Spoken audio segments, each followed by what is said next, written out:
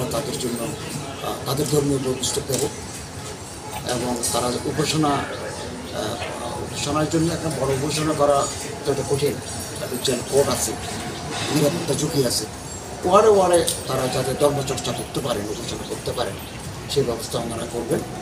এবং ওখানে যদি কার্পেট দিতে হয়, তারপরে জানামাজ দিতে হয়, এগুলো আমরা সরবরাহ করি।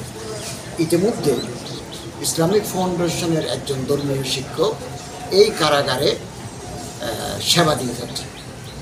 আগামী দিনে আমরা ধর্মীয় শিক্ষকের সংখ্যা আরও বাড়াবো।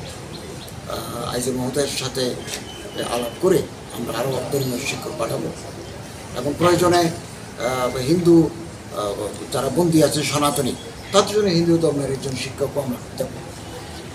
এবং এই পর্যন্ত মক্তব পবিত্র কোরআন শিক্ষা 35 জন শিক্ষক আছে।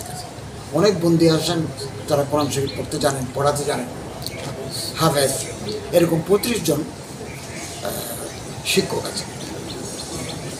এবং মক্তবে কয়েদি হাজতি বন্দীদের উপস্থিতি 220 জন থেকে 225 জন প্রতিদিন, উপস্থিতিও কম। এবং 3025 থেকে আরবি শিক্ষা গ্রহণ করেছেন 8722 জন। গণিবে একটু নিচে করেন, কারণ পবিত্র কোরআন পড়তে হলে আরবি জানতে হয়, হাদিস পড়তে হলে কিছুটা আরবি জানতে হয়। আরবি শিক্ষা গ্রহণ করেছেন 8722 জন। এখানে পবিত্র কোরআনের সবক নিয়েছেন পাঠ করার জন্য, তেলাওয়াত করার জন্য 2470 জন। এবং পূর্ণাঙ্গ কোরআন খতম করেছেন আলহামদুলিল্লাহ থেকে সূরা নাস পর্যন্ত, এই যে পবিত্র কোরআন, প্রায় 2500 জন কোরআন শুদ্ধভাবে কোরআন খতম করেছেন। আর ডিভিশনপ্রাপ্ত ওয়ার্ডেও আমরা যাতে একজন ধর্মীয় শিক্ষক দিতে পারি, আজ যে মহোদয়ের সাথে কথা বললাম, ওখানেও যদি একজন ধর্মীয় শিক্ষক দেওয়া যায় তাহলে মাসলা মাসায়েল, ধর্মীয় রীতিনীতি আমরা শিখতে পারবেন। এবং বিভিন্ন পর্যায়ের প্রশাসনিক কর্মকর্তা আরবি শিখেছেন এ পর্যন্ত 63 জন। এই কার্যক্রম চলমান। আমরা চাচ্ছি যে এটাকে আরও একটু গতিময় করার জন্য, সংখ্যা আরও বাড়ানোর জন্য।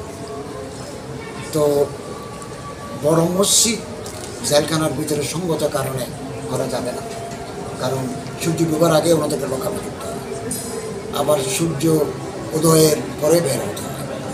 অর্থাৎ এভাবে না করে ওয়ার্ডে তারা যাতে ধর্মচর্চা এখনও করেন, যাতে পার্টিকুলার জায়গায় করতে পারেন, বই নিতে পারে একসাথে, এইটা নিশ্চিত করার জন্য আমরা মূলত এখানে এসেছি। এখানে মহিলা ওয়ার্ড নেই। যে সমস্ত এলাকায় মহিলা ওয়ার্ড আছে, চট্টগ্রামে আছে, আমি এই জন্য চট্টগ্রামে ভিজিট করেছি, বিভিন্ন ওয়ার্ড, মহিলা ওয়ার্ডে গেছি, শিশুদের ওয়ার্ডে গেছি এবং ডে কেয়ার সেন্টারে গেছি।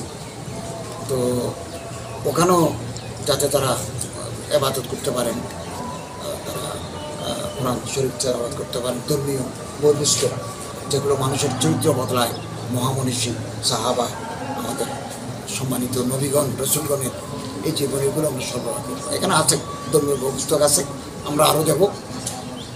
আজ যে মহোদয়ের সাথে আমরা কথা বলেছি, আমরা বই দিলে বুক শেলফ ওনারা তৈরি করে দেবেন এবং খুব তাড়াতাড়ি আমরা বইয়ের প্রথম চালান কেরানীগঞ্জ কারাগারে পৌঁছে দেব।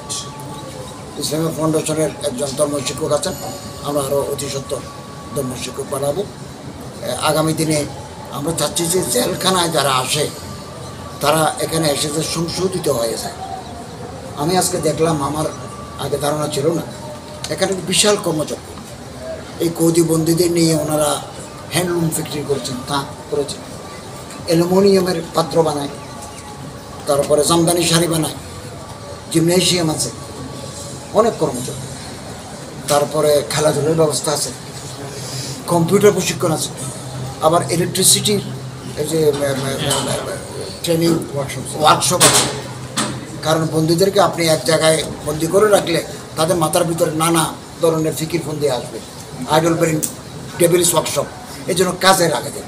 আমরা চাচ্ছি এর পাশাপাশি তাদেরকে যদি একটা ধর্মীয় নৈতিক শিক্ষা দেওয়া যায় তাহলে হয়তো তারা বের হয়ে বাকি জীবনটাও তারা সুন্দরভাবে পরিচালনা করবে। মাদক আছে, মার্ডারার আছে, এমনি অভিযুক্ত আছে, এখনও মামলা ফ্রেম হয় নাই অভিযোগ হচ্ছে।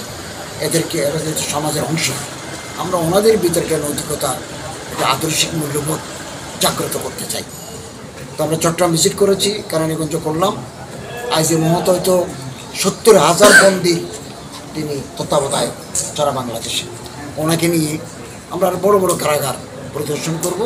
ধর্ম মন্ত্রণালয়, ইসলামিক ফাউন্ডেশন, আমরা চেষ্টা, স্বরাষ্ট্র মন্ত্রণালয়, আমি স্বরাষ্ট্র উপদেষ্টার প্রতি কৃতজ্ঞতা জানাচ্ছি। আমি নিজেও inter ministerial law and order কমিটির মেম্বার। প্রতি মাসে আমরা স্বরাষ্ট্র মন্ত্রণালয়ে বসি। আমি এই রিপোর্টও স্বরাষ্ট্র মন্ত্রণালয়ে পেশ করব। তো আমরা চাচ্ছি যে জেলখানায় যারা ঢুকে তারা বের হওয়ার সময় যেন তারা তাদের সেই পুরানা অপরাধমূলক মানসিকতা পরিহার করে ভালো মানুষ হিসেবে সমাজে টিকে থাকতে পারে। এটার জন্য আজকে আমাদের এখানে আসা। তো আপনারা অনেক ধৈর্য ধরেছেন, এই জন্য আপনাদেরকে আন্তরিক ধন্যবাদ জানাচ্ছি। মাননীয় উপদেষ্টা মহোদয়, আপনার যে কর্মপ্রণালী সেটা নির্দিষ্ট কোনো সময় আছে কিনা, যে এতদিন সময়ের মধ্যে না, এটা চলমান, এটা থাকবে। এটা মনে করেন মসজিদ ভিত্তিক গণশিক্ষা যেটা আছে, এটা তো 5 বছরের জন্য, 5 বছর। এটা আমরা 8 ফেজ এখন চালু করেছি, এটা চলবে আগামী 5 বছর। আর যতদিন ধর্ম মন্ত্রণালয় থাকবেন, সরকার পরিবর্তন হওয়ার পরে মন্ত্রী উপদেষ্টা আসবে, বদল হবে, কিন্তু আমাদের কর্ম চলমান।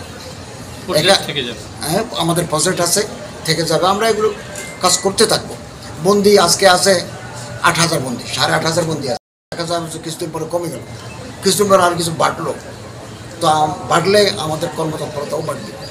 আমরা মূলত কারাগারের ভিতরে সংশোধনাগার, কারাগার এটা যেখানে আসলেই মানুষ নষ্ট হয়ে যাবে, এটার না, সঠিক নয়। বাড়ির যে কারণটা আছে, এর ভিতরে যাতে একটা মানবিকতা বোধ জাগ্রত করা যায়, এইটা আমরা চর্চা করার চেষ্টা করছি। তো আপনাদেরকে ধন্যবাদ জানাই।